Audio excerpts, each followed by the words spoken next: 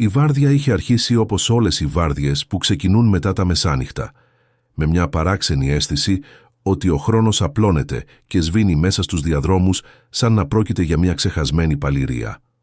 Στο πέδον Αγία Σοφία τα φώτα δεν χαμήλωναν ποτέ πραγματικά. Έμεναν πεισματικά σταθερά, λευκά, σχεδόν αδιάφορα για τον ανθρώπινο πόνο. Η Μαρίνα, η νοσηλεύτρια, περπατούσε αργά στον διάδρομο κρατώντας την κούπα με τον χλιαρό πλέον καφέ της.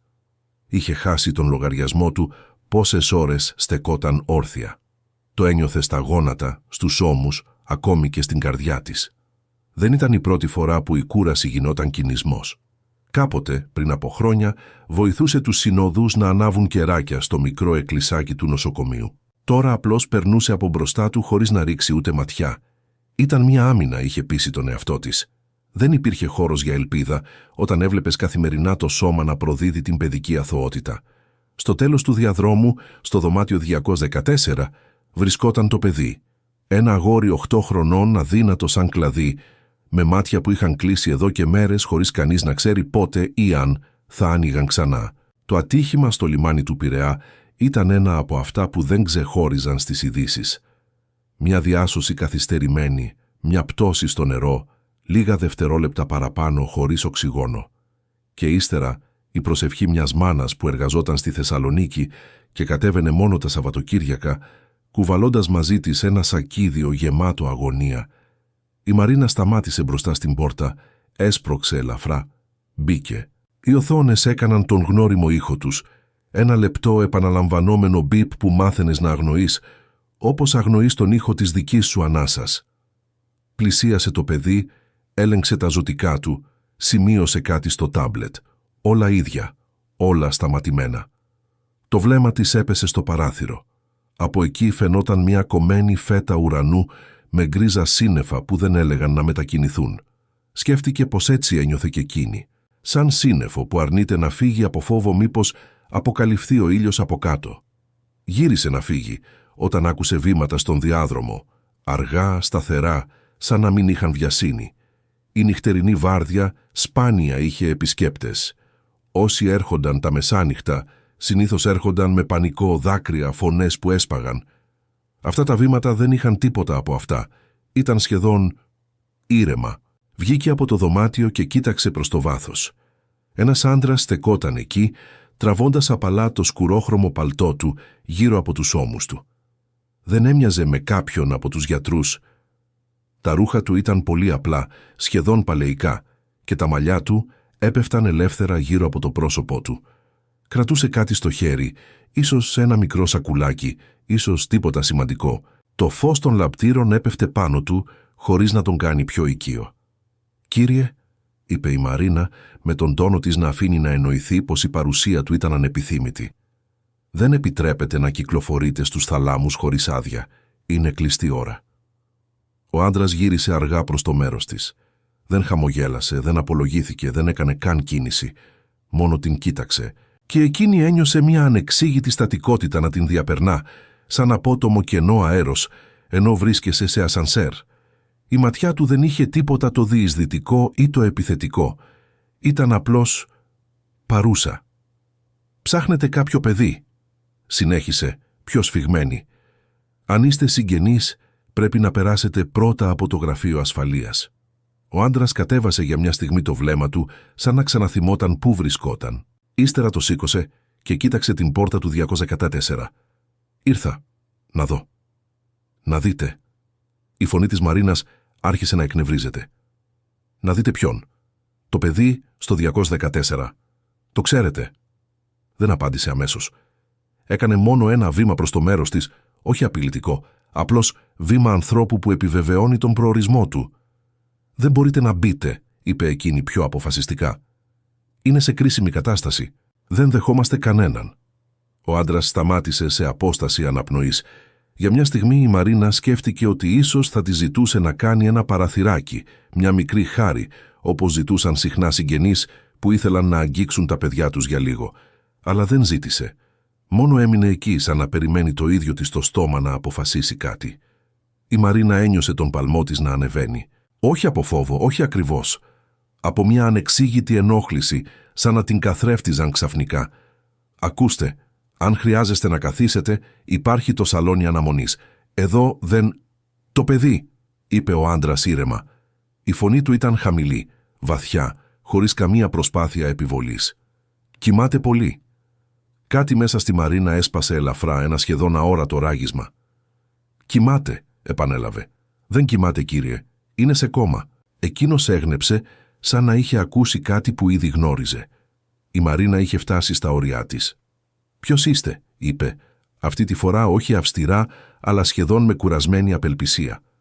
«Πείτε μου ποιος είστε και τι θέλετε εδώ».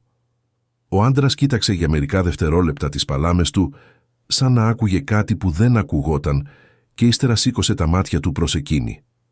Δεν έδωσε όνομα. Δεν έδωσε εξήγηση. «Να μείνω λίγο», ρώτησε. Η φράση ήταν τόσο απλή, τόσο αφοπλιστική, που η Μαρίνα έμεινε για μια στιγμή μετέωρη. Η λογική της έλεγε να τον διώξει. Ο κανονισμός το ίδιο. Η νυχτερινή της σκληράδα ακόμη πιο έντονα. Κι όμως, για κάποιο λόγο, τα χείλη της δεν κινήθηκαν. Ένιωσε μια ανεπαίσθητη ζέστη στο στήθος της, σαν κάτι να την πίεζε όχι να πει ναι, αλλά να μην πει όχι. Άφησε μια μικρή ανάσα. «Για λίγο», είπε, χωρίς να αναγνωρίζει τη δική της φωνή. Ο άντρας έγνεψε με ευγένεια, σχεδόν με ευγνωμοσύνη, και κατευθύνθηκε αθόρυβα προς το δωμάτιο 214. Η Μαρίνα έμεινε στον διάδρομο για μερικά δευτερόλεπτα, σαν να επεξεργαζόταν τι μόλις είχε συμβεί. Ύστερα τον ακολούθησε αργά. Ήταν η αρχή μιας νύχτας που θα άλλαζε κάτι πιο βαθύ από όσο είχε το κουράγιο να παραδεχτεί. Ο άντρας μπήκε στο δωμάτιο με έναν τρόπο που δεν θύμιζε σε τίποτα σωστό επισκέπτη. Δεν υπήρχε η αμηχανία, δεν υπήρχε η ταραχή, δεν υπήρχε εκείνο το χαρακτηριστικό βλέμμα φόβου που έβλεπε η Μαρίνα καθημερινά στα μάτια συγγενών που έμπαιναν να δουν ένα παιδί τους διασωληνωμένο. Μπήκε σαν κάποιος που είχε ήδη υπάρξει εκεί, σαν κάποιος που γνώριζε τον χώρο, σαν κάποιος που γνώριζε το παιδί. Η Μαρίνα στεκόταν στο κατόφλι, με το χέρι ακόμη στη λαβή της πόρτας. Ένιωθε ότι είχε χάσει τον έλεγχο της ίδιας της φωνής, και αυτό την τρόμαζε περισσότερο από τον ίδιο τον άντρα. Η σιωπή μέσα στο δωμάτιο ήταν βαριά, σαν να είχε παγώσει όλα τα μόρια του αέρα.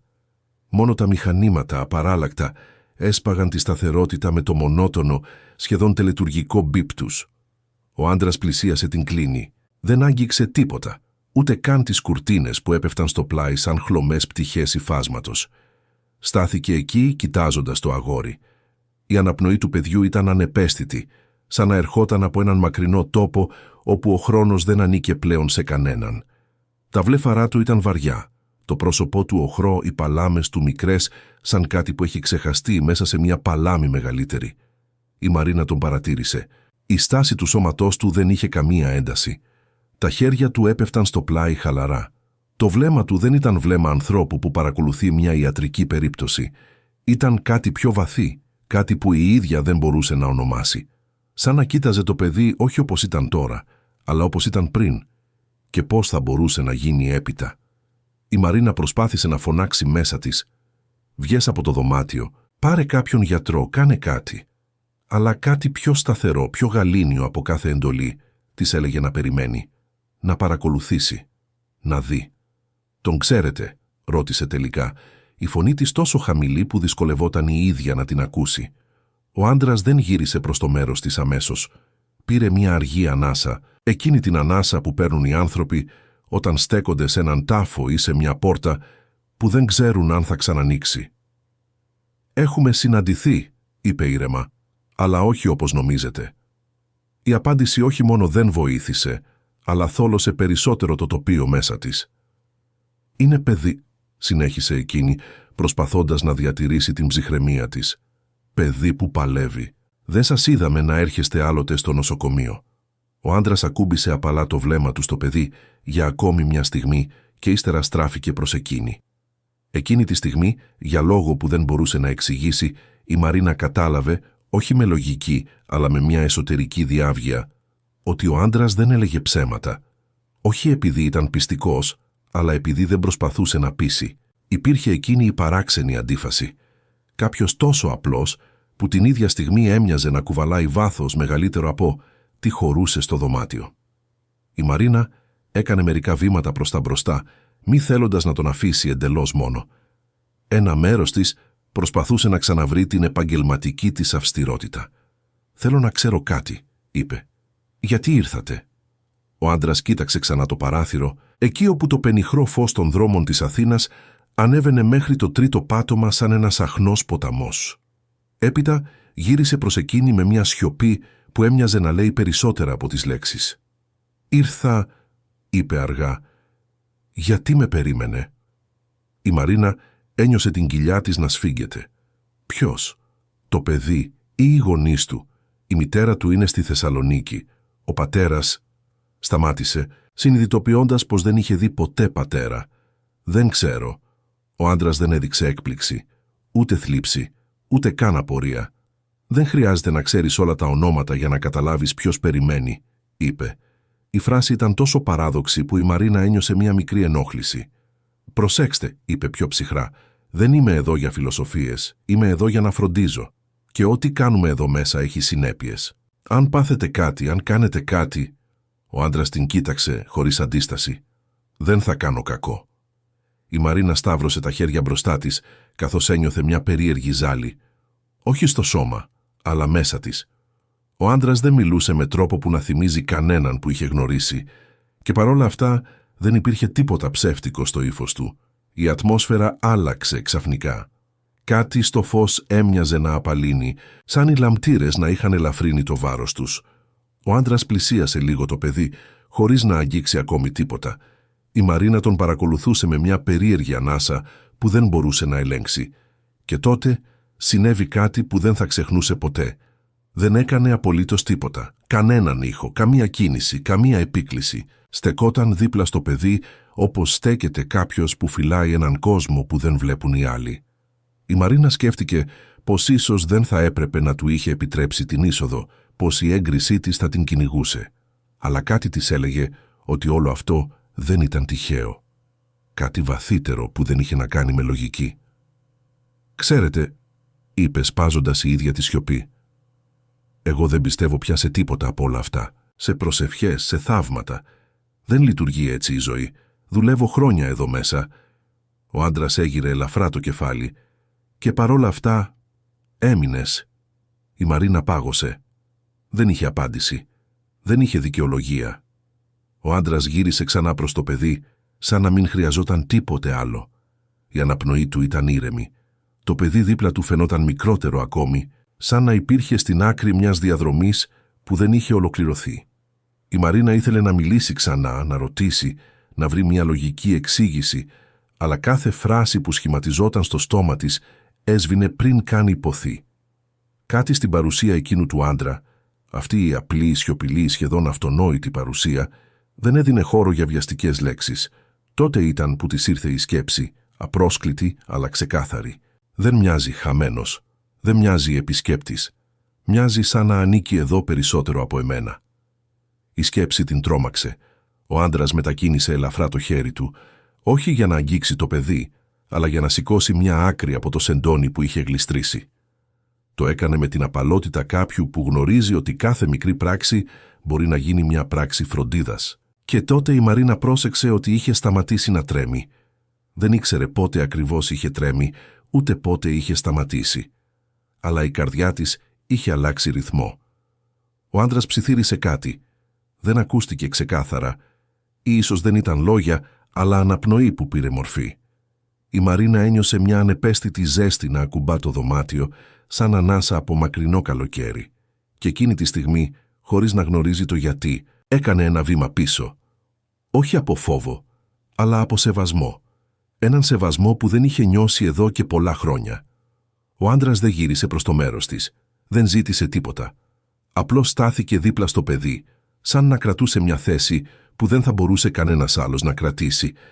Και η Μαρίνα κατάλαβε, όχι με το μυαλό αλλά με εκείνο το βαθύτερο, παλιό κομμάτι της που κάποτε ήξερε να πιστεύει, ότι ο άντρας αυτός δεν ήταν απλώς ένας επισκέπτης του διαδρόμου. Ήταν κάποιος που εμφανιζόταν μόνο όταν η νύχτα είχε φτάσει στο πιο σκοτεινό σημείο της και όταν κάποιος έμενε να περιμένει.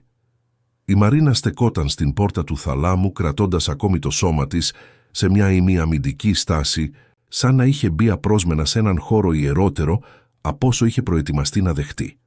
Από το μισοσκόταδο των διαδρόμων ακουγόταν ο αχνός ήχος ενός καροτσιού με φάρμακα, κάποιοι ψίθυροι από τον σταθμό νοσηλευτών, το μακρινό άναμα ενός αναπτήρα από τους τραυματιοφορείς που έκλεβαν 5 λεπτά για ένα τσιγάρο στο μπαλκόνι. Η Αθήνα κοιμόταν βαριά, αλλά τα νοσοκομεία ποτέ. Ο άντρας στεκόταν ακόμη δίπλα στο παιδί χωρίς να αγγίζει. Μα η σιωπή του άγγιζε κάτι που η Μαρίνα δεν μπορούσε να κατανοήσει. Αυτό την εκνεύριζε. Η κούραση, η φθορά, η νύχτα που δεν έλεγε να τελειώσει, όλα συσσωρεύονταν σαν μια πίεση που ζητούσε έκρηξη. «Λοιπόν», είπε τελικά παίρνοντας μια βαθύτερη ανάσα, «υποθέτω ότι ήρθατε να προσευχηθείτε, να πείτε κάποια ευχή, κάποια ευλογία». Η λέξη βγήκε από το στόμα της με μια καυστική γεύση, σχεδόν ως κοροϊδία. Δεν είχε σκοπό να είναι τόσο αιχμηρή, ή ίσως είχε, αλλά δεν το ομολογούσε. Στο βλέμμα της υπήρχε εκείνο το μείγμα πίκρας και αυτοάμυνας που αποκτά κανείς όταν έχει δει πάρα πολλά. Ο άντρας στράφηκε προς το μέρος της αργά. Δεν φάνηκε να θυμώνει. Δεν φάνηκε καν να ενοχλείται. Μόνο την κοίταξε με εκείνη την παράξενη, ήρεμη προσήλωση που την έκανε να νιώθει πως για πρώτη φορά κάποιος άκουγε το βάθος της πρότασής της και όχι μόνο τον τόνο. Οι ευλογίες ξεκίνησε, αλλά σταμάτησε. Δεν συνέχισε τη φράση και αυτή η παύση, αυτή η μικρή σιωπή ανάμεσα στις λέξεις έκανε τη Μαρίνα να εκραγεί. «Ξέρετε κάτι», είπε πιο δυνατά σαν να απαντούσε σε μια κατηγορία που δεν είχε υποθεί. «Έχω βαρεθεί τις ευχές, τις προσευχές, τους ανθρώπους που έρχονται εδώ και περιμένουν ένα θαύμα ενώ εμείς παλεύουμε με χειρουργία, με φάρμακα, με μηχανές. Το παιδί δεν χρειάζεται ευχές, κύριε, χρειάζεται λειτουργικά όργανα, οξυγόνο. Ένα θαύμα δεν το φτιάχνει αυτό». Ο άντρας την άκουσε χωρίς να μισοκλείσει τα βλέφαρα, χωρίς να αποτραβηχτεί, χωρίς να αντιδράσει με κανέναν τρόπο που θα περίμενε κανείς. Ένας άλλος άνθρωπος, στη θέση του, θα είχε ήδη θυμώσει, θα είχε πει ότι η πίστη δεν κοροϊδεύεται. Εκείνος όχι. Το να μη θυμώνει έκανε τη Μαρίνα να θυμώνει περισσότερο. Ναι, το ξέρω το βλέμμα», συνέχισε. «Το βλέμμα αυτού που γνωρίζει καλύτερα. Αυτού που νομίζει ότι την ώρα που οι γιατροί φθύρονται, ο Θεός θα κατέβει να βάλει ένα χεράκι. Λοιπόν, δεν κατεβαίνει. Δεν τον έχω δει ποτέ μου εδώ μέσα. Ούτε μία φορά. Αυτή ήταν μια αλήθεια που κουβαλούσε καιρό, σαν πέτρα. Ο άντρας τότε έκανε κάτι ανεπαίσθητο. Έγειρε το κεφάλι ελαφρά στο πλάι, όπως κάνουν εκείνοι που ακούν όχι όσα λες, αλλά όσα προσπαθείς να κρύψεις. «Έχεις δει πολλά», είπε χαμηλά. Η Μαρίνα ένιωσε το στομάχι της να σφίγγεται. Δεν ήθελε να μιλήσει γι' αυτό. Δεν ήθελε να αφήσει χώρο. «Δεν με ξέρετε», είπε απότομα. «Οπότε αφήστε». «Πονάς». Η λέξη έπεσε ανάμεσά τους σαν κάτι που δεν χρειαζόταν εξήγηση. Σαν μια αλήθεια που είχε τεθεί στο φως χωρίς βία. Μια λέξη χωρίς κατηγορία, χωρίς επίρρηψη ευθύνης. Μόνο αναγνώριση. Η Μαρίνα πήγε να απαντήσει, αλλά η φωνή της κόλλησε. Έκανε ένα βήμα πίσω, σαν να είχε δεχτεί πλήγμα. Δεν μιλάμε για μένα». Ο άντρας γύρισε ξανά προς το παιδί. «Πολλές φορές», είπε απαλά, «όταν ο πόνος γίνεται μεγάλος, προστατεύουμε τον εαυτό μας με σκληρότητα. Είναι βαρύ πράγμα η ελπίδα όταν έχεις χάσει κάτι». Κάτι μέσα στη Μαρίνα αναδεύτηκε σαν μια παλιά πληγή που θυμήθηκε ότι υπάρχει. Μια παλιά ανάμνηση, ένα πρόσωπο στο δικό της κρεβάτι νοσοκομείου, μια υπόσχεση που δεν τηρήθηκε, μια προσευχή που δεν εισακούστηκε. Εκείνη δεν ήθελε να κλάψει. Έσφιξε τα μάτια της για μια στιγμή. «Δεν χρειάζομαι παρηγοριά από αγνώστους», είπε. «Ειδικά από κάποιον που έρχεται μέσα στη νύχτα να ψιθυρίσει ευχές πάνω από ένα παιδί που ίσως δεν ξυπνήσει». Η λέξη ίσως την πλήγωσε περισσότερο και από το «δεν». Ο άντρας έκανε τότε το αναπάντεχο. Χαμογέλασε ελαφρά. Όχι με ηρωνία, όχι με επίοικια. Με εκείνο το είδος χαμόγελου που θα μπορούσε να έχει κάποιος βλέποντας ένα παιδί να προσπαθεί να σηκώσει κάτι βαρύτερο από όσο μπορεί. «Δεν ήρθα για να πω ευχές», είπε. Η Μαρίνα μισάνοιξε το στόμα της. «Α, όχι. Και τι ήρθατε να κάνετε? Να αλλάξετε τον ορό, να με βοηθήσετε στη βάρδια». Ο άντρας πλησίασε λίγο περισσότερο το παιδί. Η κίνηση ήταν ανεπαίσθητη, αλλά είχε μια βαρύτητα που έκανε τον χρόνο να μοιάζει σαν να επιβραδύνει. «Ήρθα», είπε, «να είμαι μαζί του». Η Μαρίνα αναστέναξε ειρωνικά. «Α, μάλιστα, για συντροφιά δηλαδή. Για παρουσία». Η λέξη αυτή, παρουσία, έκανε κάτι μέσα της να ανατριχιάσει. Η Μαρίνα γέλασε. Ένα γέλιο κοφτό, κουρασμένο, σχεδόν άϊχο. «Ξέρετε, αν θέλετε να είστε ποιητικός, διαλέξατε λάθος βάρδια. 5 χρόνια δουλεύω εδώ και δεν έχω δει ποτέ καμία παρουσία να αλλάζει τίποτα. Μόνο γιατρούς να λιποθυμάνε από κούραση και παιδιά να...» Η φωνή έσπασε για μια στιγμή, αλλά το έκρυψε γρήγορα. Ο άντρας δεν μίλησε. Σιωπή. Μια σιωπή που δεν ήταν κενή. Ήταν σαν να περίμενε κάτι ή σαν να άκουγε πιο βαθιά από όσο άντεχε η ίδια. Η Μαρίνα γύρισε απότομα την πλάτη της. «Κάντε τι θέλετε. Απλώς μην ενοχλείτε τον εξοπλισμό. Και μη δίνετε ψεύτικες ελπίδες». Εκείνος είπε μόνο «Δεν δίνω, μόνο βλέπω». Η Μαρίνα σήκωσε τους ώμους της, δίνοντας την ευκαιρία στη Χλέβη να την προστατεύσει ξανά. «Ωραία, δείτε λοιπόν, αλλά μην περιμένετε από μένα να σας πιστέψω». Τότε ο άντρας γύρισε προς το παιδί και ψιθύρισε κάτι, τόσο χαμηλά που δεν ήταν καν βέβαιο ότι ήταν λόγια. Ήταν περισσότερο σαν αναπνοή που έφερε μαζί της μια ζεστασιά που δεν τέριαζε με τον παγωμένο κλιματισμό του θαλάμου. Και η Μαρίνα, παρά την αντίστασή της, ένιωσε μια λεπτή μεταβολή στον αέρα. Απειροελάχιστη, σχεδόν αδιανόητη. Κάτι που δεν είχε καμία λογική, αλλά έκανε την καρδιά της να αναπηδήσει. Όχι από πίστη, αλλά από φόβο για κάτι που δεν μπορούσε να εξηγήσει.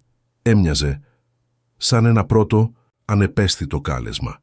Και εκείνη, χωρίς να το παραδεχτεί, το άκουσε. Η νύχτα είχε προχωρήσει σε εκείνη την ώρα που η καρδιά της πόλης μοιάζει να χτυπά πιο αργά, σαν να ξαποσταίνει μετά από μια μέρα γεμάτη φωνές, κίνηση, τρέξιμο. Από το παράθυρο του θαλάμου έμπαινε το μακρινό υπόκοφο βουητό της Αθήνας, αλλά η Μαρίνα είχε μάθει να μην το ακούει. Εδώ μέσα οι ήχοι ήταν άλλοι. Μηχανές, αναπνευστήρες, ψίθυροι αγωνίας, βήματα από καουτσούκ. Στεκόταν τώρα δίπλα στο παιδί, όμως όχι τόσο κοντά όσο ο άντρας. Κρατούσε μια σχετική απόσταση, ίσως επειδή κάτι μέσα της φοβόταν να σταθεί στο ίδιο σημείο όπου εκείνος στεκόταν. Ένιωθε ότι θα ήταν σαν να μπαινόβγαινε σε ένα χώρο που δεν της ανήκε. Το αγόρι κοιμόταν με εκείνον τον βαθύ, σχεδόν παγωμένο ύπνο που δεν μοιάζει με ύπνο, αλλά με μια εξορία από τον κόσμο. Το πρόσωπό του ήταν ήρεμο, αλλά αυτή η ηρεμία είχε κάτι το αφύσικα ακίνητο, σαν να μην ανήκε σε παιδί, αλλά σε άγαλμα. Η Μαρίνα γύρισε προς το τραπέζι με τον φάκελο του ασθενή. Οι σελίδες είχαν γίνει γνωστές πια.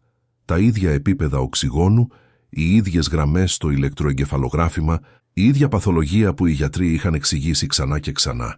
Τελευταία καταγραφή. Καμία μεταβολή. Κι όμως η Μαρίνα δεν ήξερε γιατί, αλλά ένιωθε μέσα της πως υπήρχε μία μεταβολή.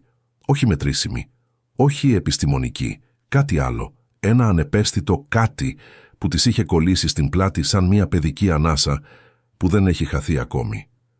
Η ίδια θύμωσε με αυτήν τη σκέψη. «Ανοησίες», μουρμούρισε μέσα της, «ψευδαισθήσεις από την κούραση».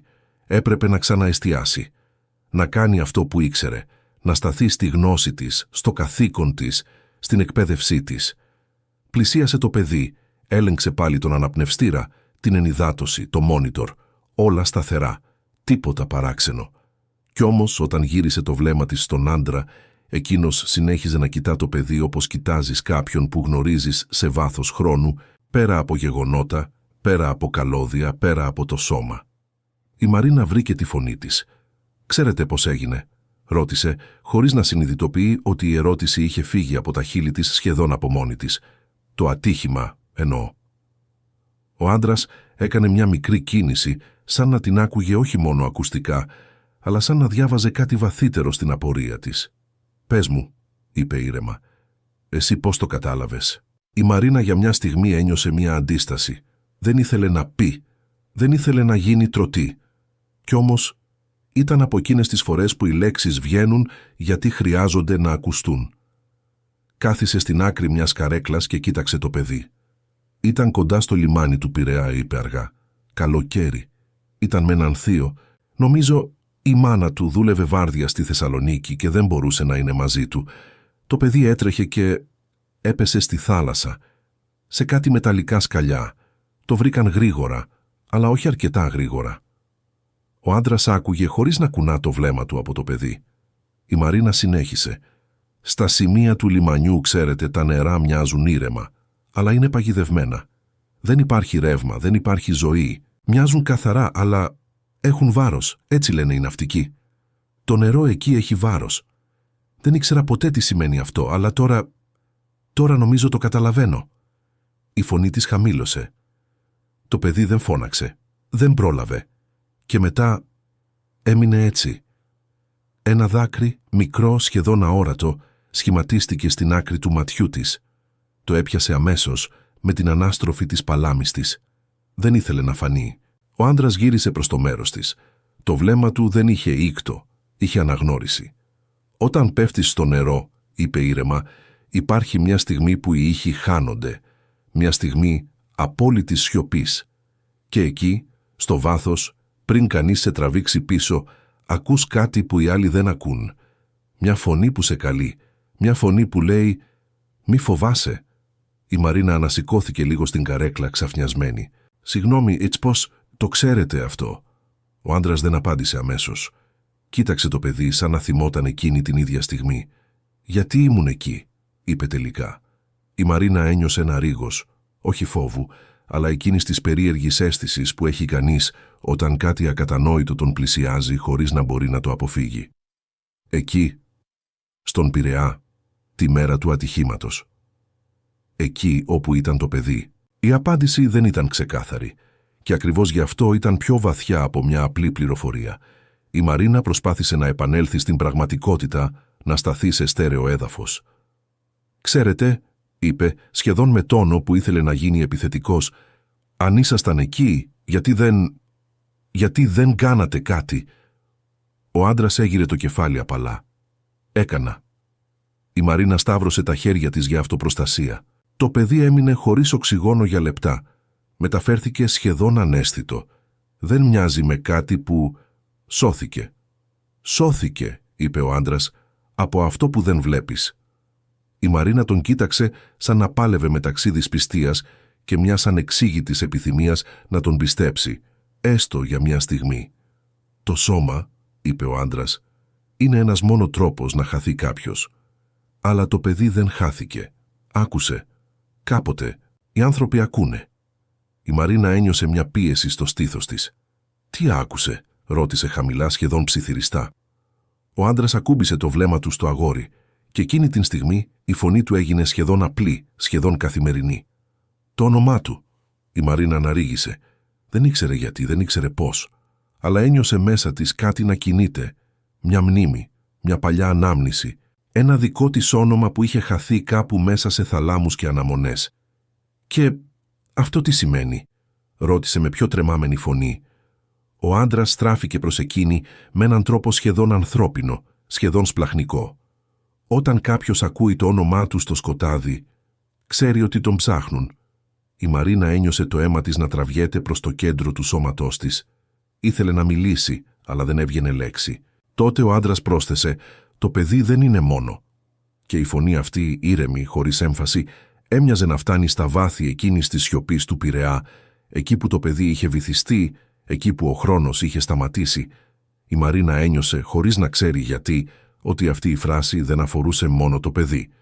Αφορούσε και την ίδια. Ησυχία.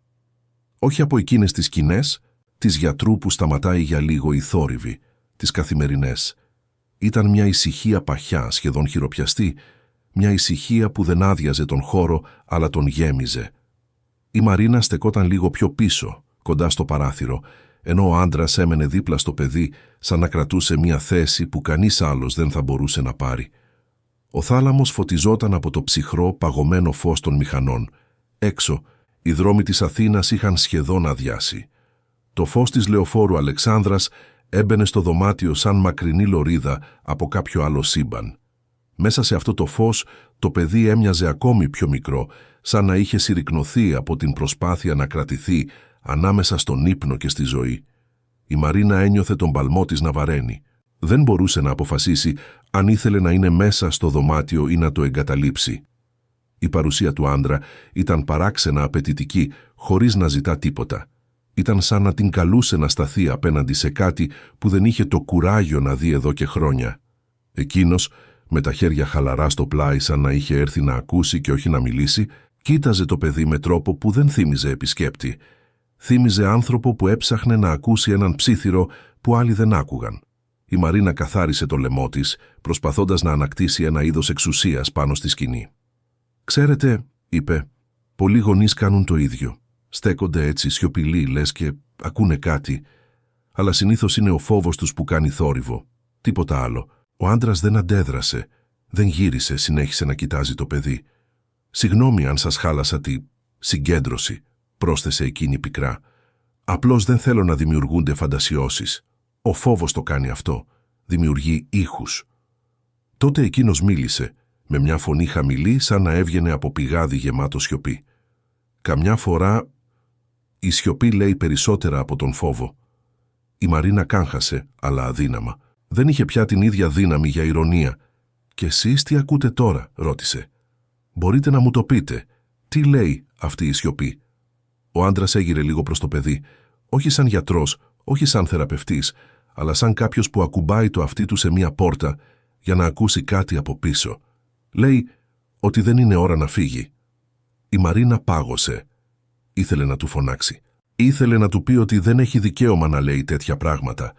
Ότι δεν γνωρίζει, ότι δεν επιτρέπεται, ότι δεν... Αλλά οι λέξεις έμειναν ασχημάτιστες στα χείλη της. Κάτι την κρατούσε από μέσα. Η Μαρίνα κάθισε σε μια καρέκλα κοντά στον τοίχο.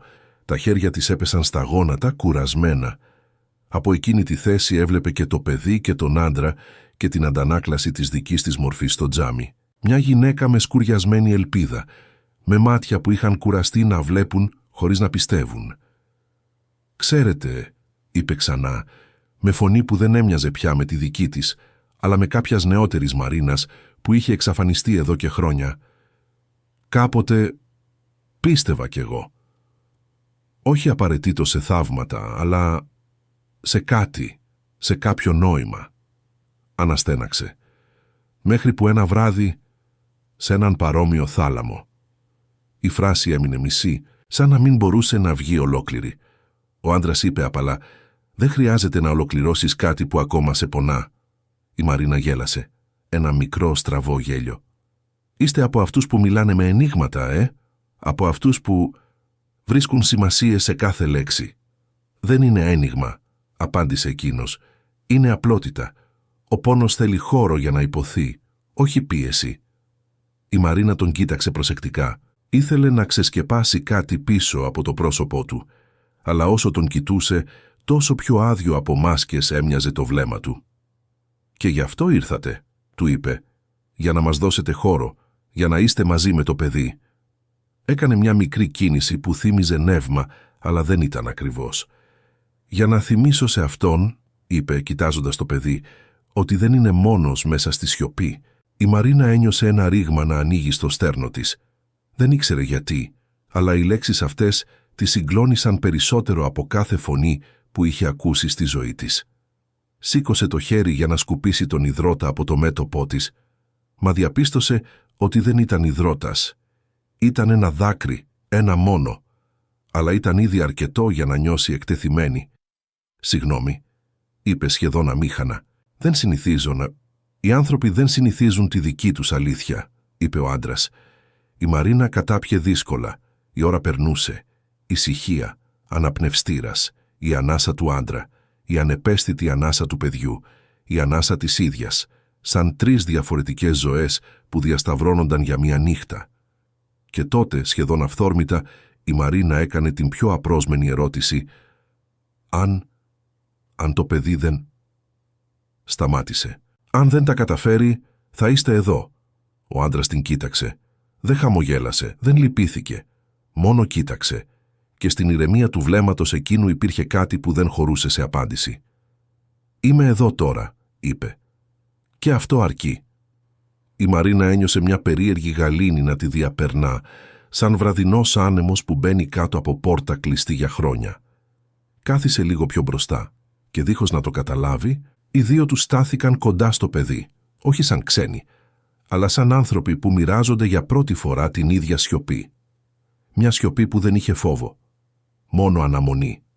Και πίσω από αυτή την αναμονή κρυβόταν κάτι που η Μαρίνα δεν τολμούσε ακόμη να ονομάσει.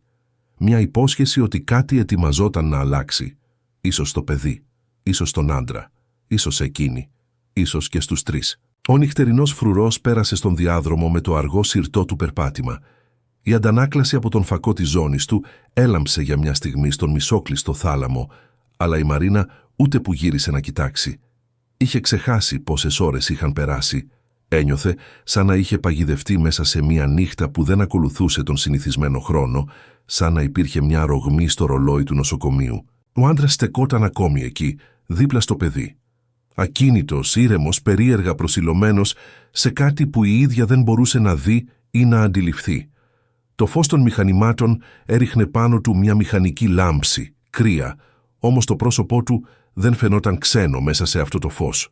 Αντίθετα, έμοιαζε σαν να είχε γεννηθεί στη σκιά αυτής της λάμψης, σαν να είχε συνηθίσει το σκοτάδι και το μισοσκόταδο με έναν τρόπο που οι άνθρωποι της ημέρας δεν κατανοούν. Η Μαρίνα έκανε λίγα βήματα πλησιάζοντας και ένιωσε τα πόδια της να διαμαρτύρονται. Τα γόνατά της έτριζαν. Η μέση της ήταν άκαμπτη. Η κόπωση έμοιαζε με βράχο δεμένο στο στήθος της, κι όμως κάποια άλλη δύναμη, σιωπηλή και αργή, την κρατούσε όρθια. «Δεν πρέπει να ακουμπάτε το παιδί», είπε μηχανικά, σαν να ήθελε να επαναφέρει κανόνες που η ίδια καταλάβαινε ότι δεν είχαν πια ισχύ σε αυτόν τον χώρο. «Είναι ευαίσθητο το νευρικό του σύστημα». Ο άντρας την κοίταξε, με ένα βλέμμα που δεν είχε ίχνος αντίδρασης, σαν να της έλεγε ότι το είχε ακούσει ήδη, σαν να της έλεγε ότι δεν μιλούσε πραγματικά για το παιδί, αλλά για κάτι άλλο, πιο βαθύ, πιο δικό της. Η Μαρίνα ένιωσε αυτή τη σκέψη να περνάει μέσα από το δέρμα της και να την τρυπάει. Ήταν τόσο κουρασμένη, τόσο φορτισμένη, που φοβόταν ότι θα έβλεπε σημασίες ακόμη και στη σκιά της καρέκλας. Αναστέναξε βαριά και έγειρε στον τοίχο. «Τι κάνετε εδώ?» ρώτησε ξανά. Αυτή τη φορά όχι σαν νοσηλεύτρια, όχι σαν επαγγελματίας, σαν γυναίκα που χάνει το έδαφος κάτω από τα πόδια της. Ο άντρας δεν απάντησε αμέσως. Έριξε το βλέμμα του στο παιδί. Έπειτα χαμήλωσε ελαφρά το κεφάλι του, μία κίνηση τόσο μικρή που θα μπορούσε να είχε περάσει απαρατήρητη. «Περιμένω». Η Μαρίνα έκλεισε για μια στιγμή τα μάτια της. Ήταν η πιο ακατανόητη και ταυτόχρονα η πιο απλή απάντηση. «Περιμένω. Γιατί, για ποιον, για ποια στιγμή?» Ο άντρας το εξήγησε χωρίς να χρειαστεί να ρωτήσει. Υπάρχουν στιγμές που κανείς δεν μπορεί να βιαστεί, ούτε ο πόνος, ούτε η επιστήμη, ούτε η σιωπή. Η Μαρίνα ένιωσε ένα κόμπο να σχηματίζεται στο λαιμό της. Δεν ήξερε γιατί, αλλά είχε την αίσθηση ότι εκείνη τη στιγμή ο άντρας δεν μιλούσε για το παιδί. Μιλούσε για εκείνη. Έπεσε για λίγο σιωπή ανάμεσά τους. Μια σιωπή που δεν είχε κανένα βάρος απειλής, καμία σύγχυση. Μια σιωπή που επέτρεπε σε ό,τι είχε καταπιεί μέσα της όλα αυτά τα χρόνια να αναδυθεί, όχι βίαια, αλλά σαν μια ανάσα που περίμενε πολύ. Ο άντρας έκανε τότε κάτι που η Μαρίνα δεν θα ξεχνούσε ποτέ. Σήκωσε αργά, πολύ αργά το χέρι του και το πλησίασε στο μικρό χέρι του παιδιού. Η Μαρίνα κρατούσε την ανάσα της, ήθελε να φωνάξει. Ήθελε να τραβήξει το χέρι του μακριά. Ήθελε να σταματήσει κάτι που δεν μπορούσε να ονομάσει. Αλλά το σώμα της δεν την άκουγε. Στεκόταν παγωμένη σαν να είχε επιβληθεί πάνω της κάτι μεγαλύτερο από φόβο ή αντίσταση. Το χέρι του άντρα άγγιξε το χέρι του παιδιού. Δεν έγινε λάμψη. Δεν έγινε θόρυβος. Δεν έγινε καμία από τις εικόνες που η φαντασία ίσως θα έσκιζε με υπερβολή. Ήταν μια ανθρώπινη επαφή. Τίποτα περισσότερο.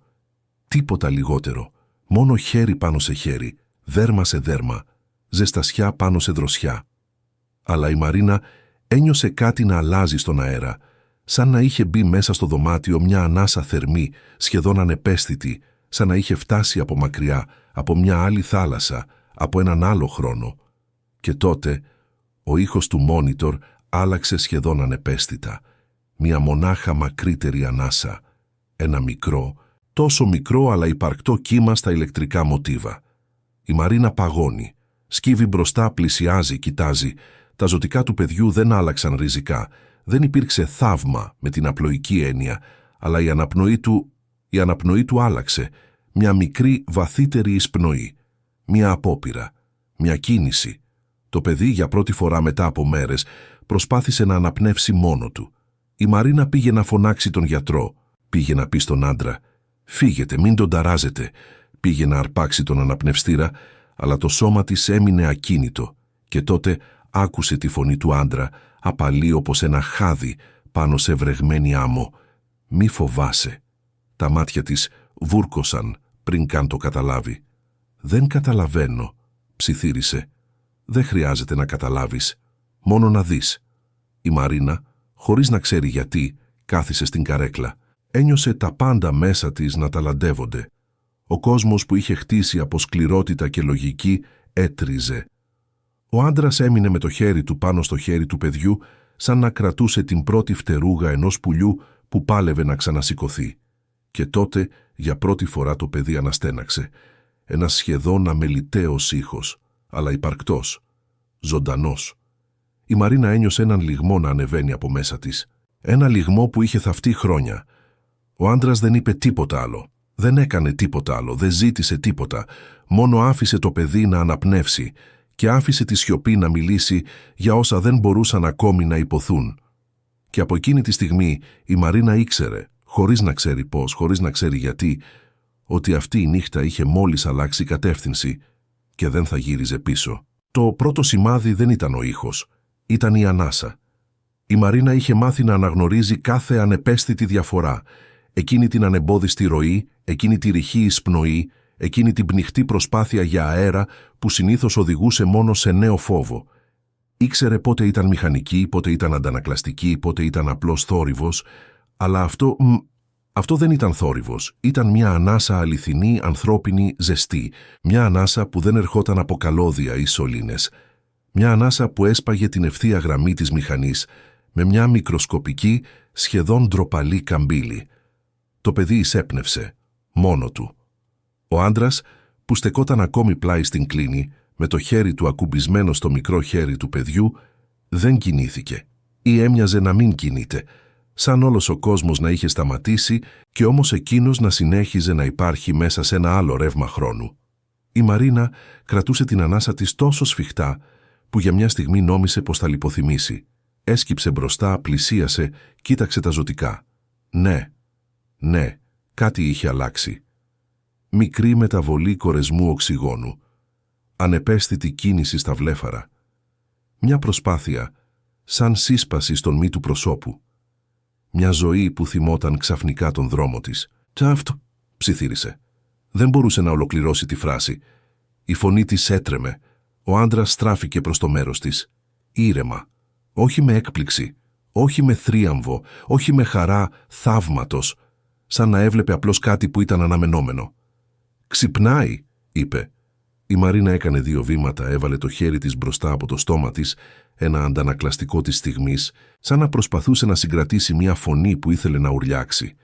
«Είναι αδύνατον», ψιθύρισε, μετά από τόσες μέρες, χωρίς καμία μεταβολή.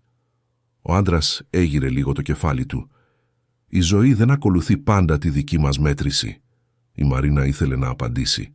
Να πει ότι αυτό δεν ήταν επιστημονικό, ότι ήταν τυχαίο, ότι ήταν απλώς ένα στιγμιαίο νευρικό φαινόμενο.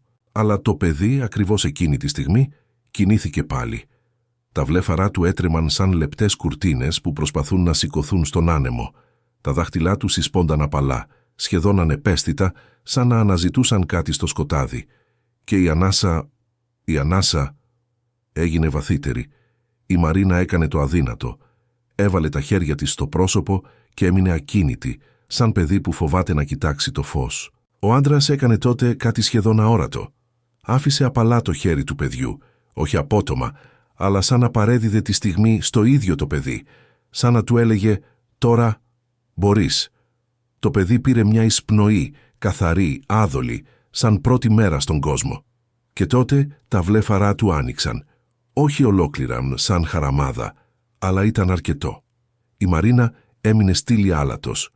Το στόμα της άνοιξε, αλλά δεν βγήκε ήχος. «Θεέ μου», ψιθύρισε τελικά, και αυτή η λέξη ήταν η πρώτη προσευχή της εδώ και χρόνια, και ας μην το ήξερε ακόμη.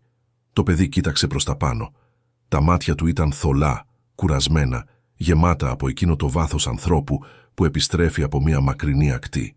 Κοίταξε το ταβάνι, μετά τα φώτα, μετά, και αυτό έκανε τη Μαρίνα να πιάσει την καρέκλα για να μην πέσει. Γύρισε το βλέμμα προς τον άντρα. Ένα βλέμμα μικρό, αδύναμο, κι όμως σαν να αναγνώριζε κάτι. Σαν να είχε δει το πρόσωπό του αλλού, κάπου χωρίς νερό. Ή μέσα στο νερό, κάπου που το φως είχε άλλη ποιότητα. Ο άντρας έκανε ένα μικρό, σχεδόν ανεπαίσθητο νεύμα.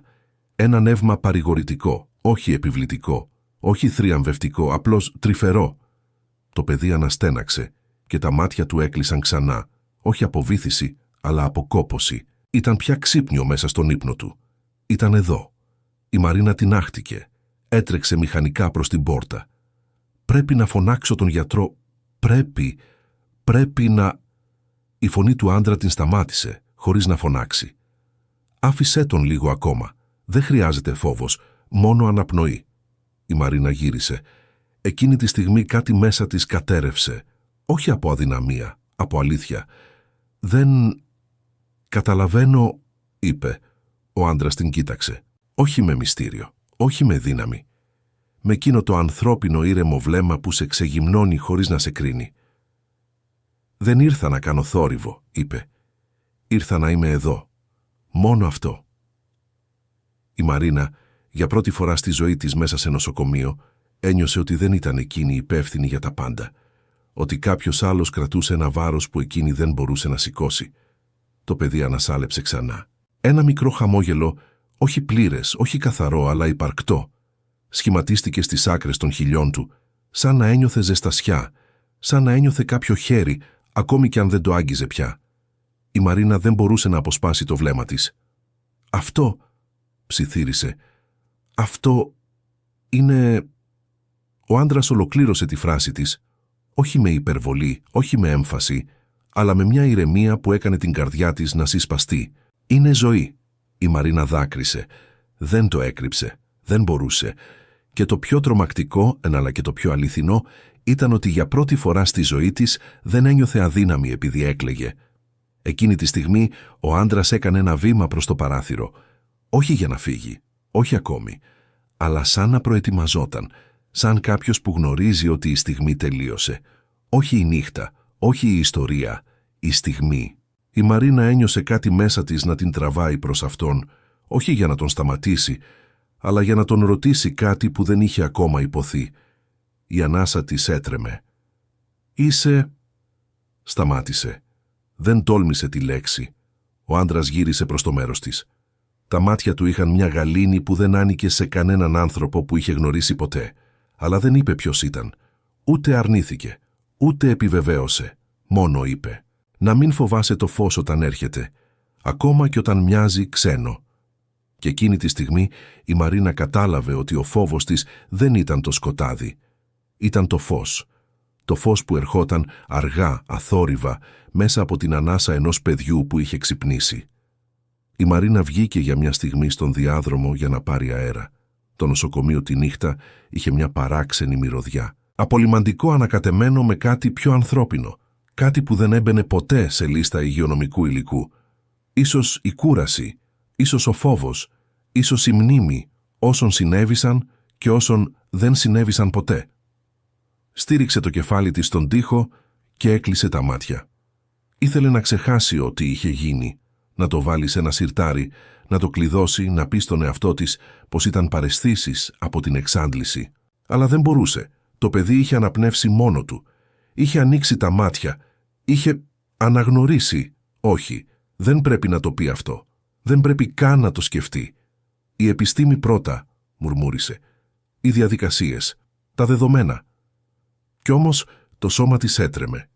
Όχι από φόβο, από κάτι πιο βαθύ, κάτι που είχε θάψει χρόνια πριν, σε άλλους θαλάμους, μπροστά σε άλλα παιδιά, μπροστά σε άλλους ανθρώπους που δεν γύρισαν ποτέ. Έβγαλε μια βαθιά ανάσα. Γύρισε προς τον θάλαμο. Εκείνος δεν ήταν πια δίπλα στο κρεβάτι. Στεκόταν στο παράθυρο, με το πρόσωπο μισοφωτισμένο από τα φώτα της πόλης, σαν να άκουγε τους δρόμους της Αθήνας, σαν να καταλάβαινε τη γλώσσα των ανθρώπων που περπατούσαν εκείνη τη στιγμή μακριά, ξένοι προς αυτό το δωμάτιο. Η Μαρίνα ένιωσε κάτι μέσα της να συρρικνώνεται και να μεγαλώνει ταυτόχρονα. Πλησίασε, ούτε απαλά ούτε απότομα, κάπως διστακτικά, όπως κάποιος που φοβάται μήπως ξυπνήσει μια αλήθεια που δεν ξέρει αν θέλει να γνωρίσει. «Συγγνώμη», είπε. Η φωνή της ήταν χαμηλή, αφελής σχεδόν, σαν παιδί. «Θα ήθελα να σας ρωτήσω κάτι». Ο άντρας δεν γύρισε αμέσως. Έμεινε για λίγο έτσι, με την πλάτη του μισή μέσα στο φως του διαδρόμου και μισή μέσα στη σκιά του θαλάμου. Και μόνο τότε έστρεψε αργά το κεφάλι του. Τα μάτια του είχαν μία αποδοχή, όχι σαν να περίμενε την ερώτησή της, αλλά σαν να την είχε ήδη ακούσει. Η Μαρίνα πήρε μία ανάσα. Βαθιά, σχεδόν υπερβολικά βαθιά, σαν κάποιος που ετοιμάζεται να πηδήξει σε νερό που δεν ξέρει αν είναι ρηχό ή άπατο. «Ποιος?» είπε. Στάθηκε. «Ποιος είστε?» Ο αέρας πάγωσε. Όχι πραγματικά μισά, αλλά μέσα της. Ένα ρεύμα πέρασε στο στέρνο της σαν κάτι που την τραβούσε προς τα μέσα.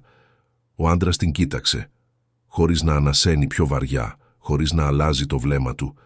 Ήρεμος, αθόρυβος, χαμηλώνοντας μόνο ελάχιστα το κεφάλι, σαν να σεβάστηκε την ερώτηση. «Είμαι κάποιος που έρχεται όταν κάποιος με χρειάζεται». Η Μαρίνα ένιωσε έναν κόμπο στο στομάχι της. «Κάποιος», επανέλαβε. «Αυτό δεν είναι απάντηση». Εκείνος γέλασε απαλά. Ένα γέλιο που δεν ήταν ηρωνικό. Ήταν σχεδόν ανθρώπινο, σαν να καταλάβαινε την ανάγκη της να πιστεί με λογικές, με ονόματα, με ορισμούς. «Τα ονόματα», είπε, «δεν λένε όσα νομίζουμε. Μόνο διευκολύνουν την απόσταση ανάμεσα στους ανθρώπους». Η Μαρίνα τον κοίταξε δύσπιστα. «Μα αν σας δώσω ένα όνομα σας καταλαβαίνω καλύτερα. Ξέρω με ποιον μιλώ. Ξέρω ποιον έχω μπροστά μου». «Όχι πάντα». Η φωνή του ήταν απαλή σαν νυχτερινή θαλάσσια άβρα. Μερικές φορές το όνομα απλώς κρύβει αυτό που είναι πίσω του. Η Μαρίνα ένιωσε τα μάτια της να υγραίνονται. Δεν ήξερε γιατί. Ίσως από την απλότητα της φράσης, ίσως από την αλήθεια της. «Θέλω», είπε τραχιά. «Θέλω να ξέρω αν αυτό που έγινε, αν αυτό που είδα...» Σταμάτησε. Η γλώσσα της δεν μπορούσε να διαμορφώσει την λέξη. «Θαύμα». Η λέξη την φόβιζε. Την τρόμαζε. Όπως τρομάζει κανείς μπροστά σε κάτι που δεν μπορεί να εξηγήσει. Ο άντρας πλησίασε. Όχι απειλητικά, όχι επιβλητικά. Σαν κάποιος που μειώνει την απόσταση για να ακουστεί η αλήθεια χωρίς θόρυβο. «Αυτό που είδες», είπε αργά, «είναι απλώς μια αρχή». Η Μαρίνα σήκωσε το βλέμμα της απότομα. Τα μάτια της είχαν κάτι ανάμεσα σε λαχτάρα και τρόμο. «Αρχή», ψέλισε. «Αρχή, τίνος». Ο άντρας χαμογέλασε τόσο ελαφρά που το χαμόγελο σχεδόν χάθηκε πριν γεννηθεί. «Αρχή της επιστροφής, του παιδιού και της δικής σου». Η Μαρίνα ένιωσε την καρδιά της να χτυπά σαν κάτι που προσπαθούσε να σπάσει ένα παλιό σκληρό περίβλημα. «Της... δικής μου». Η φωνή της ήταν ψίθυρος. Ο άντρας δεν απάντησε με λέξεις. Την κοίταξε όμως με έναν τρόπο που έκανε το στήθος της να ανοίξει, σαν κάποιος να είχε τραβήξει από μέσα της έναν παλιό, σκουριασμένο παλούκι. Και τότε, σχεδόν απρόσμενα, εκείνη βρήκε το θάρρος, όχι από λογική, όχι από μίμηση, αλλά από ένα αίσθημα που την τύφλωνε και την φώτιζε ταυτόχρονα. «Είσαι...» Η φωνή της έσπασε. Η λέξη γλίστρισε μέσα από τα χείλη της. «Εκείνος». Τότε, για πρώτη φορά, ο άντρας χαμήλωσε το βλέμμα του. Όχι από ταπείνωση, όχι από άρνηση, αλλά από μια ηρεμία που έμοιαζε με απάντηση. Δεν είπε ναι. Δεν είπε όχι. Δεν είπε τίποτε που θα κατέστρεφε την λεπτή ανθρώπινη στιγμή που τους ένωνε. Μόνο είπε, «Αυτό που χρειάζεται να ξέρεις είναι ότι δεν ήσουν μόνοι ποτέ». Η φράση χτύπησε μέσα της σαν κύμα, σαν νερό του Πειραιά. Εκείνο το νερό με το βάρος. Σαν νερό που κάποτε είχε πάρει και είχε επιστρέψει κάτι. Η Μαρίνα άρχισε να τρέμει. Τα δάκρυα κύλησαν χωρίς αντίσταση. Δεν τα έκρυψε πια. «Γιατί», είπε σχεδόν με πόνο, «γιατί σε εμένα?» Ο άντρας απάντησε, «Γιατί με περίμενες?» Και αυτή τη φράση η Μαρίνα δεν θα την ξεχνούσε ποτέ. Η νύχτα είχε φτάσει στο βαθύτερο σημείο της. Οι διάδρομοι του νοσοκομείου έμοιαζαν με ποτάμια σιωπής, με τους λαμπτήρες να αντανακλούν στο πάτωμα σαν κατεστραμμένες κουρτίνες φωτός. Κάθε βήμα της Μαρίνας ακούγονταν σαν βροντί, αλλά ταυτόχρονα ήταν τόσο αργό, τόσο σίγουρο, που φαινόταν σαν να είχε βρει ρυθμό με τον ίδιο τον χρόνο. Το παιδί κοιμόταν ήσυχα, αλλά πλέον δεν ήταν το ίδιο άψυχο σώμα της προηγούμενης νύχτας.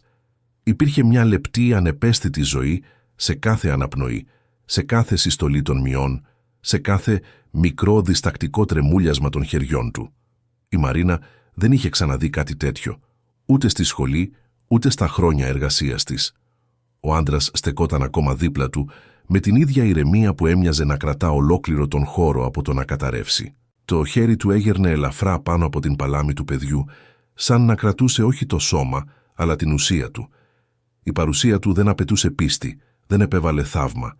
Ήταν απλώς εκεί, σιωπηλή, σταθερή, ήρεμη. Η Μαρίνα πλησίασε πιο κοντά και για πρώτη φορά ένιωσε ότι η ίδια η πραγματικότητα είχε ανοίξει μια ρογμή.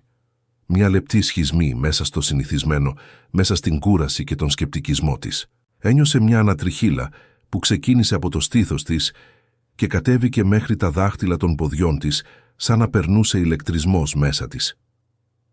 «Δεν ξέρω», ψιθύρισε, σαν να μιλούσε στον εαυτό της. «Δεν ξέρω πώς... τι βλέπω». Ο άντρας γύρισε προς το μέρος της, αλλά δεν μίλησε. Απλώς την κοίταξε, με τα μάτια του βαθιά ανθρώπινα, αλλά ταυτόχρονα αιώνια. Κάτι μέσα της αναγνώρισε εκείνη την ηρεμία. Μια γαλήνη που δεν έβλεπες ούτε σε πρόσωπα που είχαν ζήσει όλες τις απώλειες του κόσμου. «Η ζωή», είπε τελικά απαλά, «δεν ακολουθεί πάντα τους νόμους που νομίζουμε ότι ξέρουμε». Η Μαρίνα ένιωσε τα γόνατά της να λυγίζουν λίγο. Ήθελε να καθίσει, αλλά η περιέργεια την κρατούσε όρθια. «Και αν δεν καταλάβω», ρώτησε σχεδόν αδύναμα, «αν δεν μπορώ να το εξηγήσω». Ο άντρας έκανε ένα μικρό βήμα προς το παιδί και η κίνηση ήταν τόσο αργή που κάθε δευτερόλεπτο φαινόταν να εκτείνεται στον χρόνο. Άγγιξε απαλά την παλάμη του μικρού, χωρίς πίεση, χωρίς προσδοκία, μόνο επαφή. Και τότε έγινε. Δεν υπήρξε λάμψη, δεν υπήρξε φωνή, δεν υπήρξε ξαφνική έκρηξη. Μόνο μια ανάσα, βαθιά και καθαρή, που ήρθε από το παιδί. Μια αναπνοή που δεν ανήκε πια στα μηχανήματα. Μια αναπνοή που ανήκε μόνο σε εκείνον που ζούσε ξανά. Τα βλέφαρα του παιδιού τρεμούλιασαν, ανοιγόκλεισαν αργά. Οι παλάμες του κινήθηκαν λεπτές, αδύναμες, αλλά ζωντανές. Η καρδιά της Μαρίνας χτυπούσε σαν τύμπανο, αλλά όχι από φόβο, από θαυμασμό. Ξυπνάει», ψιθύρισε σχεδόν ουρλιάζοντας, χωρίς να νοιάζεται για τη φωνή της. Ο άντρας δεν γύρισε. Δεν χρειάστηκε. Ήξερε ότι η στιγμή είχε φτάσει. Κάθε μικρή κίνηση του παιδιού ήταν μια δήλωση ζωής. Κάθε αναπνοή ήταν ένα θαύμα χωρίς θόρυβο. Η Μαρίνα ένιωσε το χρόνο να σπάει. Όλες οι μέρες, όλες οι ώρες, όλες οι βάρδιες και οι αποτυχίες του παρελθόντος συνενώθηκαν σε αυτή τη στιγμή. Το παιδί άνοιξε πλήρως τα μάτια του. Η πρώτη αντίδραση δεν ήταν φωνή, αλλά μια μικρή διστακτική κίνηση του κεφαλιού προς το μέρος του άντρα. Κάτι μέσα στη Μαρίνα έσπασε. Δεν ήταν πίστη, δεν ήταν λογική. Ήταν απλώς αναγνώριση. Ο άντρας έκανε ένα ελαφρύ νεύμα και τότε συνέβη κάτι που δεν μπορούσε να ορίσει ούτε η ίδια. Δεν ήταν χειρονομία, ούτε λόγια. Ήταν μια ενέργεια, ένα πέρασμα από την παρουσία του στο παιδί, που έκανε την ατμόσφαιρα να αλλάξει, σαν όλος ο χώρος να γέμισε ζεστασιά, αλλά όχι θορυβόδι, σαν η νύχτα, να είχε γίνει μια ανάσα που αγκάλιαζε όλους όσους την κατοικούσαν. Η Μαρίνα ένιωσε τα δάκρυά της να κυλούν ανεξέλεγκτα. Δεν υπήρχε ντροπή, δεν υπήρχε σκέψη. Υπήρχε μόνο το θαύμα της στιγμής. Και τότε, για πρώτη φορά εδώ και χρόνια, δεν ένιωσε φόβο.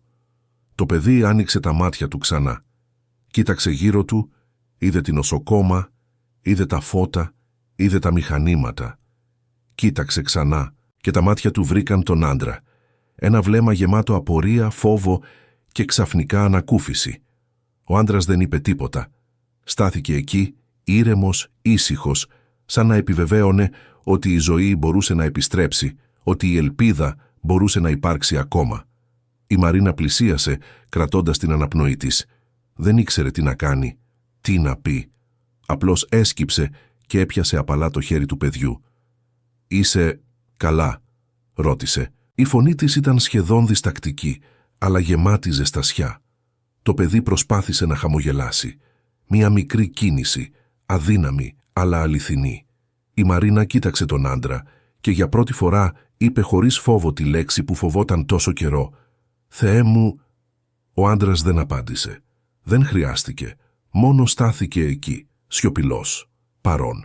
Και όλα όσα είχαν συμβεί είχαν φτάσει στην πιο καθαρή τους μορφή. Ζωή, επιστροφή, ανάσα, ξύπνημα. Η νύχτα δεν είχε τελειώσει, αλλά η ρογμή είχε ανοίξει και η ζωή είχε επιστρέψει. Η αυγή είχε αρχίσει να φτάνει πάνω από την Αθήνα, αλλά οι δρόμοι κάτω από το παράθυρο του θαλάμου παρέμεναν σχεδόν άδειοι, λουσμένοι σε μια χλωμή μπλε-γκρίζα σιωπή. Τα φώτα του νοσοκομείου δημιουργούσαν μικρές αντανακλάσεις στα πλακάκια, σαν ένα λεπτό πλέγμα ανάμεσα στο μέσα και το έξω, το ζωντανό και το παγωμένο. Η Μαρίνα στεκόταν ξανά δίπλα στο κρεβάτι του παιδιού. Το μικρό σώμα του είχε επανέλθει στην ήρεμη ζωή, αλλά η κούραση των ημερών που είχε μείνει σε κόμμα είχε αφήσει ίχνη, στα χείλη, στα βλέφαρα, στις μικρές κινήσεις των χεριών του. Ο άντρας στεκόταν λίγο πιο πέρα, κοντά στο παράθυρο. Το πρόσωπό του μισοφωτιζόταν από την πρώτη δέσμη φωτός της μέρας. Δεν μιλούσε, δεν κούνησε ούτε μια φορά τα χέρια του. Απλώς υπήρχε, σιωπηλός, ακίνητος, αλλά με μια παρουσία που γέμιζε ολόκληρο το δωμάτιο με κάτι ζωντανό, που η Μαρίνα δεν μπορούσε να μετρήσει με κανένα επιστημονικό εργαλείο. Το παιδί είχε αρχίσει να κοιτάζει γύρω του, σαν να ανακαλύπτει ξανά τον κόσμο. Κοίταξε τα φωτεινά φώτα της οροφής, το μόνιτορ, τα καλώδια, την ίδια την νοσοκόμα και μετά, αργά, γύρισε το βλέμμα του προς τον άντρα. Δεν χρειάστηκε να μιλήσει, δεν χρειάστηκε να πει λέξη. Το βλέμμα του ήταν αρκετό για να γεμίσει τον χώρο με ένα αίσθημα αναγνώρισης και ασφάλειας που η Μαρίνα είχε σχεδόν ξεχάσει ότι υπήρχε. Η Μαρίνα κοίταξε τον άντρα και ένιωσε την καρδιά της να χτυπά σαν να ήθελε να σπάσει όλα τα φράγματα που είχε χτίσει γύρω της. Η χρόνια κούραση, η πίκρα, η σκληρότητα που είχε καλλιεργήσει για να αντέχει στο νοσοκομείο, όλα αυτά τώρα φαίνονταν τόσο άχρηστα μπροστά στην αλήθεια της στιγμής. «Γιατί ήρθατε?» ψιθύρισε, χωρίς να περιμένει απάντηση. Ο άντρας γύρισε και την κοίταξε. Η φωνή του ήταν απαλή, σαν να προέρχονταν όχι από τα χείλη του αλλά από τον ίδιο τον χώρο. «Γιατί έπρεπε να είμαι εδώ? Όχι για να αλλάξω κάτι, αλλά για να θυμίσω σε κάποιον ότι ποτέ δεν ήταν μόνος. Ούτε το παιδί, ούτε εσύ». Η Μαρίνα ένιωσε ένα ρίγος να διατρέχει ολόκληρο το σώμα της.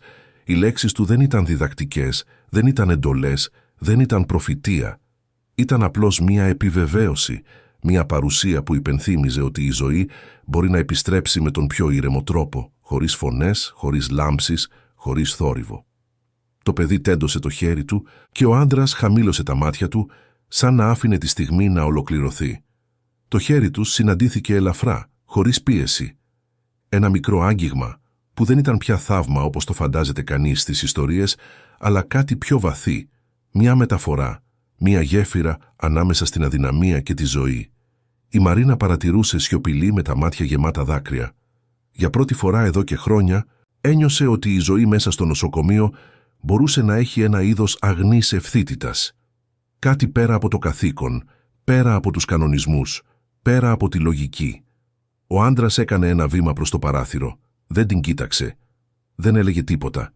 Στάθηκε εκεί και το φως που έμπαινε από την πόλη φάνηκε να τον αγκαλιάζει, να τον σκεπάζει με μια ηρεμία που ήταν ταυτόχρονα ανθρώπινη και αιώνια. Η Μαρίνα αναστέναξε βαθιά. «Θα φύγετε?» ρώτησε, σχεδόν φοβούμενη την απάντηση. Ο άντρας γύρισε για μια στιγμή προς το μέρος της και το βλέμμα του ήταν ήρεμο, γεμάτο κατανόηση. Δεν απάντησε με λόγια. Ένα ελαφρύ νεύμα ήταν αρκετό, σαν να της έλεγε «Το παιδί είναι ξανά ζωντανό. Εσύ και εσύ μπορείς να ξαναζήσεις». Και τότε, σχεδόν αθόρυβα, προχώρησε προς την πόρτα. Δεν άφησε ίχνη, δεν έκανε θόρυβο. Ήταν σαν να μην είχε υπάρξει ποτέ εκεί και ταυτόχρονα είχε αφήσει μια σιωπηλή μεταμόρφωση σε κάθε γωνιά του δωματίου. Η Μαρίνα έσκυψε προς το παιδί, κρατώντας απαλά τα χέρια του. Τα μάτια του ήταν ανοιχτά, ζωηρά, και υπήρχε μια αίσθηση ότι είχε επιστρέψει από κάτι σκοτεινό και αβέβαιο. Η σιγή τους ήταν γεμάτη κατανόηση, γεμάτη ανακούφιση, γεμάτη μια ασάλευτη υπόσχεση για την επόμενη μέρα. Το παιδί χαμογέλασε, αδύναμα αλλά ειλικρινά, και η Μαρίνα αισθάνθηκε ότι κάτι μέσα της είχε ξυπνήσει. Όχι μόνο η ελπίδα, αλλά η ίδια η πίστη ότι η ζωή, ακόμα και στις πιο σκοτεινές νύχτες, μπορεί να επιστρέψει. Έστρεψε το βλέμμα προς το παράθυρο και αντίκρισε την πόλη να ξυπνάει. Το φως περνούσε μέσα από τα κτίρια, τις στέγες, τις θάλασσες, από τζάμια και δρόμους, σαν να είχε μπει μέσα στην ίδια τη ζωή. Και μέσα σε αυτό το φως, η Μαρίνα ένιωσε ότι δεν χρειαζόταν να ξέρει όνομα, να καταλάβει όλα τα μυστήρια, να εξηγήσει το ανίποτο. Αρκούσε να υπάρξει, να παρατηρήσει, να αγαπήσει, να είναι παρούσα. Η σιωπηλή μορφή του άντρα είχε φύγει, αλλά η παρουσία του παρέμενε. Δεν ήταν στα μάτια της, ούτε στο δωμάτιο, αλλά στην ανάσα της, στον τρόπο που αισθανόταν την ζωή γύρω της, στο παιδί που τώρα κοιτούσε τον κόσμο με ανοιχτά μάτια. Η Μαρίνα χαμογέλασε, σχεδόν απαλά. Δεν χρειαζόταν πια λόγια, ούτε εξηγήσεις, ούτε φόβος. Υπήρχε μόνο η ζωή, και η ζωή είχε επιστρέψει. Το παράθυρο ήταν ανοιχτό. Ο ήλιος ανέτειλε. Η μέρα ξεκινούσε ξανά και με αυτήν η ελπίδα, η συγχώρεση, η σιωπηλή μεταμόρφωση είχαν αφήσει τα ίχνη τους για πάντα.